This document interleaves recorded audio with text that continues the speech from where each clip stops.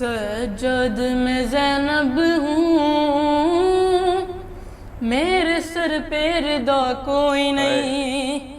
بازار جفا مجمع ہے کوفیوں کا، میرے چلنے کی جا کوئی نہیں۔ السلام علیکم ناظرین، میں ہوں آپ کی میزبان مہوش ناصر۔ میں لے کر آئی ہوں پروگرام تپتی ریت اور پیاس، جس میں ہم بات کریں گے امام سجاد علیہ السلام، بی بی زینب، بی بی ام کلثوم، بی بی سکینہ سلام اللہ علیہ کے اوپر پڑھنے والی بعد از کربلا مشکلات کے بارے میں، جس میں ہمارے ساتھ موجود ہوں گی ذاکرہ اہل بیت ہیرا شرازی صاحبہ، جو کسی تعارف کو محتاج نہیں۔ آپ ایک مذہبی اسکالر ہیں، پاکستان کے بہت سارے چینلز میں آپ مذہبی اسکالر کے فرائض انجام دے رہی ہیں۔ السلام علیکم۔ وعلیکم السلام۔ کیسی ہیں آپ؟ جی میں ٹھیک ہوں، کرم ہے پروردگار کا، آپ ٹھیک ہیں؟ بھی بالکل ٹھیک۔ اچھا، جیسے ہمارا آج کا موضوع ہے بی بی زینب سلام اللہ علیہ، تو آپ ان کے بارے میں ہمیں بتائیے، ان کی ولادت اور اسم گرامی کے بارے میں ہمیں کچھ بیان فرمائیے۔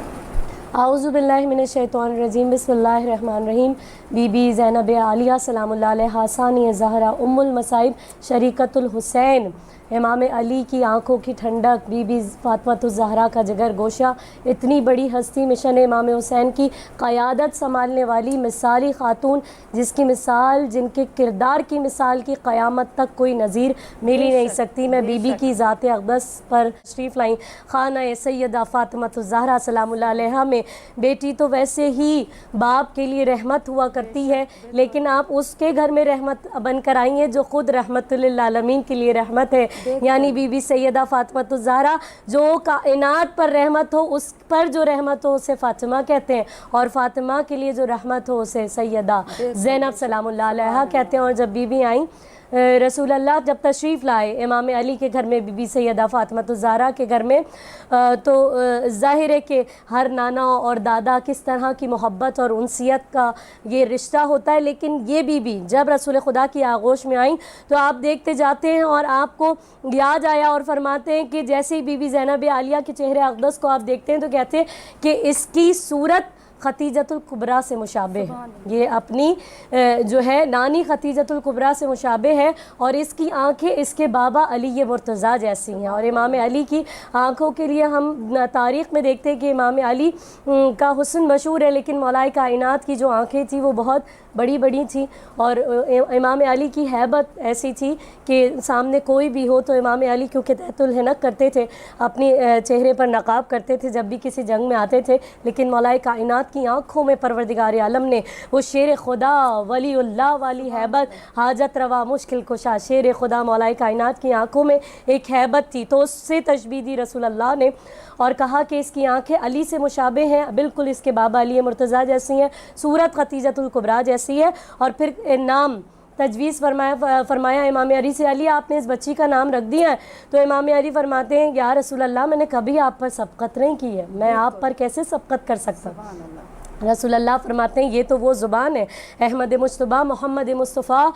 وہ نبی جن کی زبان وحی کے بغیر کلام نہیں کرتی، وما ینطق عن الہویٰ کی منزل پر فائز یہ نبی ہے۔ فرمایا کہ میں پروردگار عالم پر کیسے سبقت کر سکتا ہوں؟ تو یہ وہ نبی ہے۔ فرمایا کہ زین اب اپنے باپ کی زینت، زین اب یہ اپنے باپ کی زینت ہے بی بی زینب عالیہ، اور امام علی جیسے باپ کی، دنیا کے اور بھی باپ ہوتے ہیں ویسے ہی والد کا مقام بہت بلند ہے، لیکن امام علی جیسے جو خود کائنات کے لیے زینت ہو، اس علی جیسے باپ کی زینت ہونا بہت بڑی بات ہے۔ تو بی بی زینب عالیہ کو فرمایا کہ زینب یہ اپنے باپ کی زینت ہے، اور اب ہم جب بی بی زینب عالیہ کو دیکھتے ہیں تو بی بی اپنے بابا کی زینت تو بنی رہیں، لیکن اسلام کی اشاعت کے لیے، اسلام کی ترویج کے لیے، امام حسین علیہ السلام کے مشن کے لیے جس طرح سے آپ اس کی اشاعت کے لیے، اسلام کی ترویج کے لیے، امام حسین علیہ السلام کے مشن کے لیے جس طرح سے آپ اسلام کی بھی زینت بنی، کہ آپ نے اسلام کو جس طرح سے